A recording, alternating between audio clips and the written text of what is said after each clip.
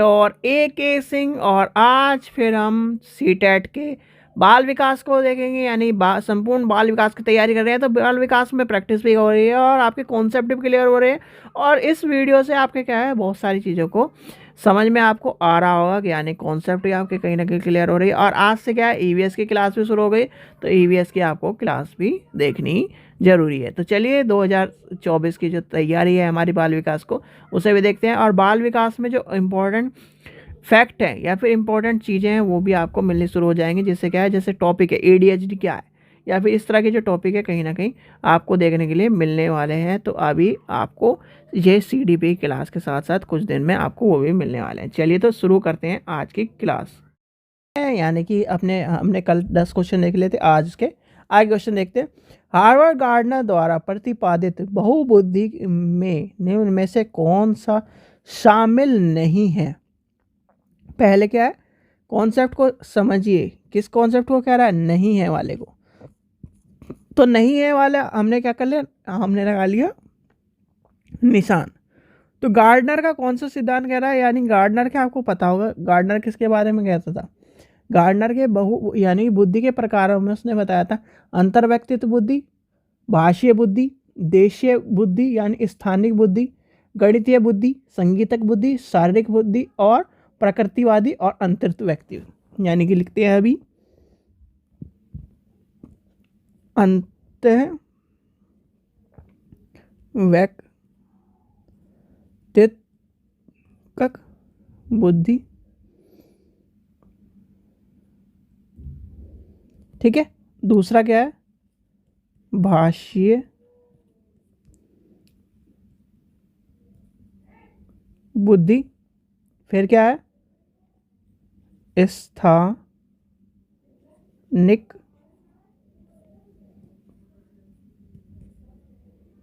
बुद्धि, गणितीय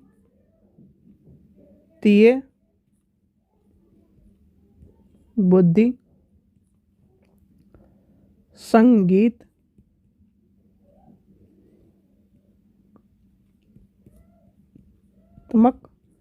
बुद्धि। फिर कौन सा है, शारीरिक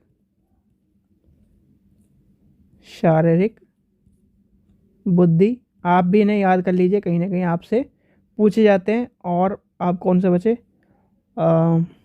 प्राकृतिक बची,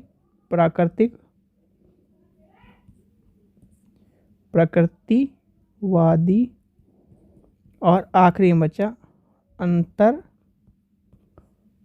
वैयक्तिक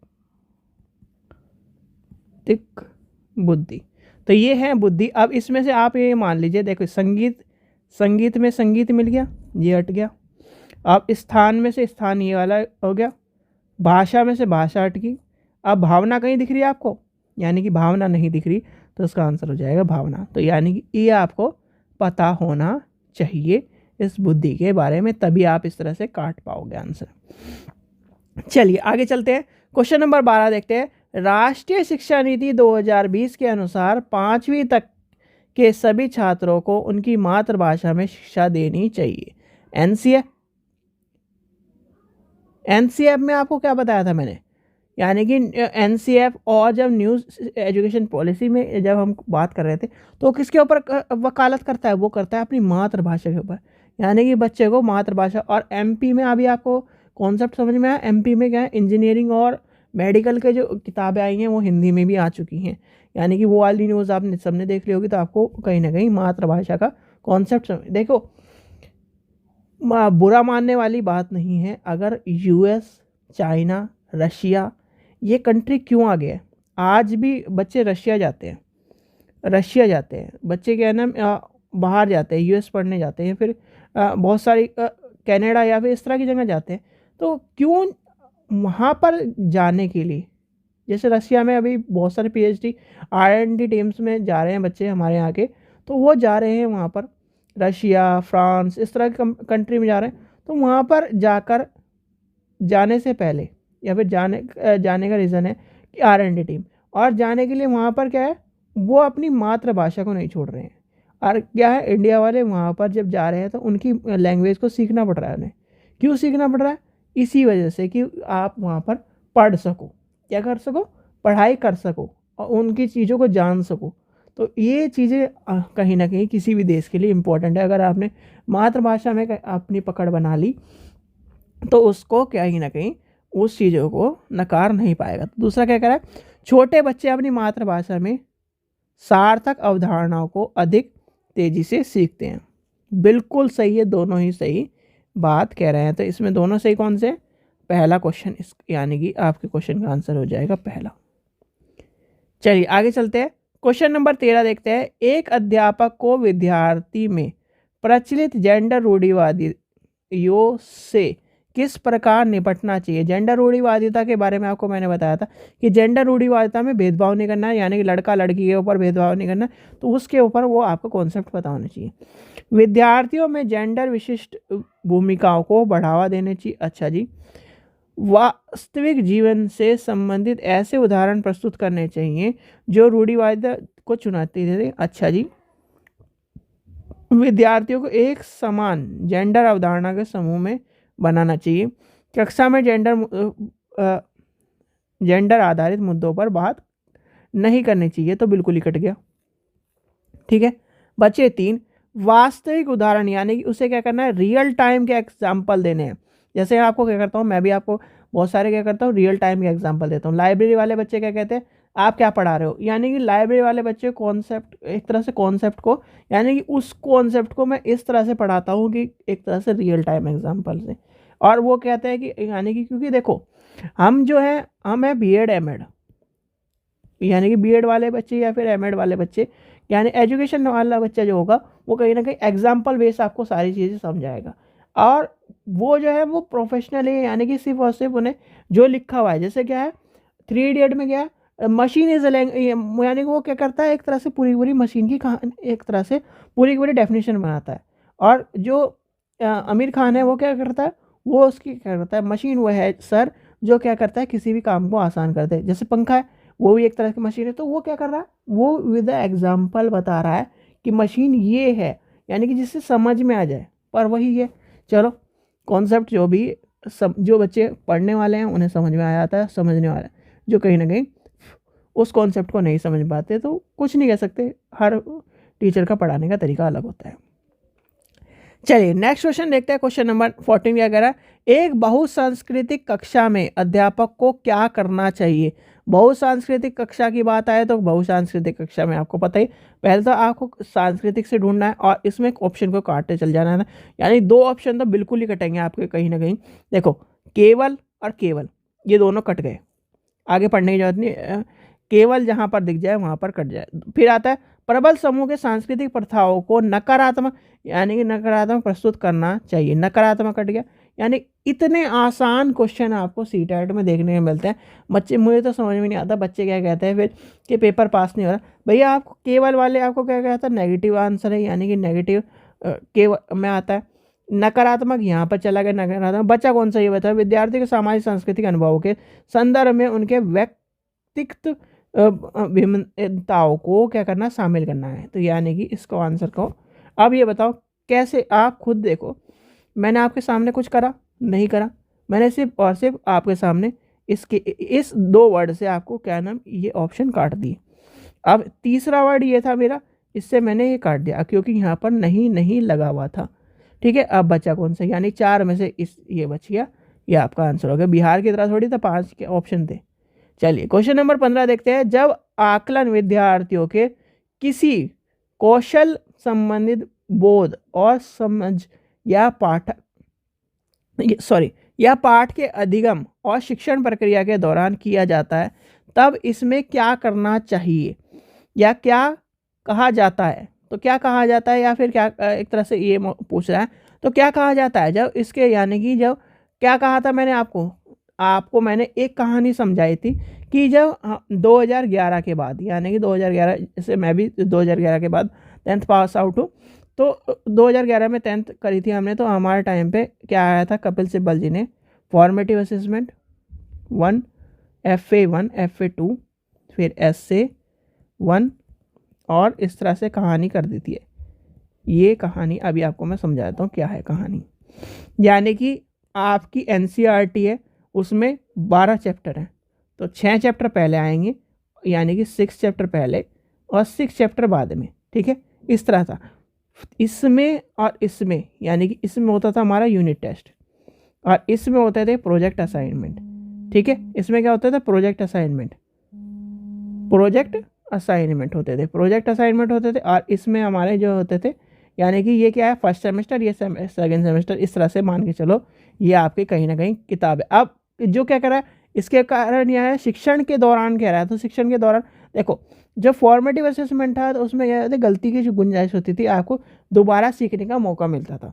पर जो समेटिव असेसमेंट होता है, जैसे सेमेस्टर एग्जाम होता है, इंटरनल में क्या होता है, इंटरनल में आपको टीचर कह देता है इतने नंबर है, देख लो, सेमेस्टर में फेल हो जाओगे। तो वही कहानी क्या है यहाँ पर, क्या है, तो यानी कि अधिगम के लिए आकलन, यानी कि असेसमेंट फॉर लर्निंग, असेसमेंट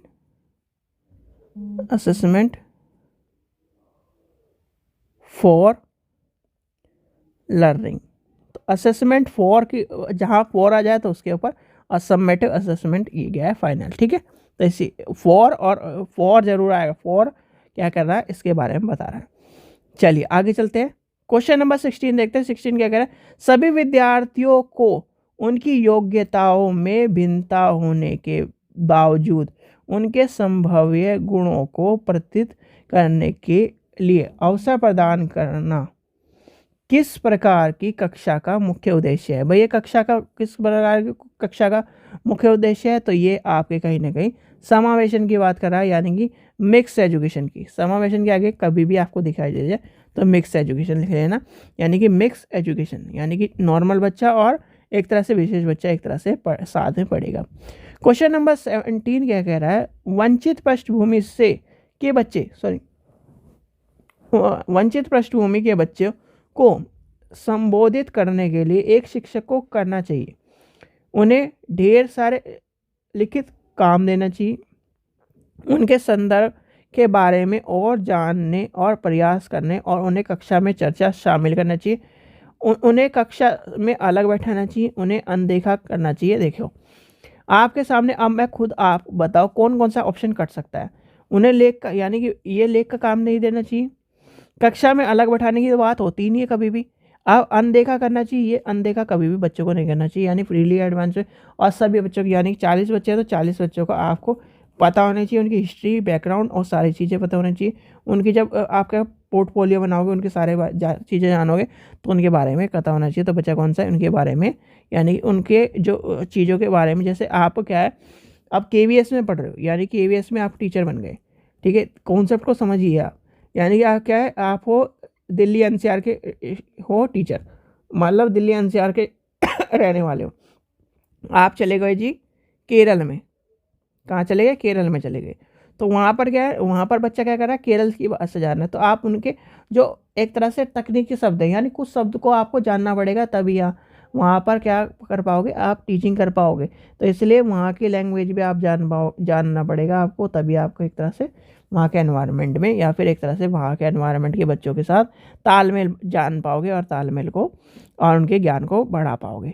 चलिए क्वेश्चन नंबर 18 देखते हैं, निम्न में से कौन सी अधिगम आवश्यकता किसी व्यक्ति के संतुलन, शारीरिक निपुणता और हाथ आंख सामंजस्य की क्षमता को प्रभावित करने वाली बात करता है। तो ये आपको कॉन्सेप्ट, जब कॉन्सेप्ट इस तरह कॉन्सेप्ट आया जाए तो क्या करता है, गणितीय, यानी कि किसकी बात कर रहा है, गतिक की बात कर रहा है।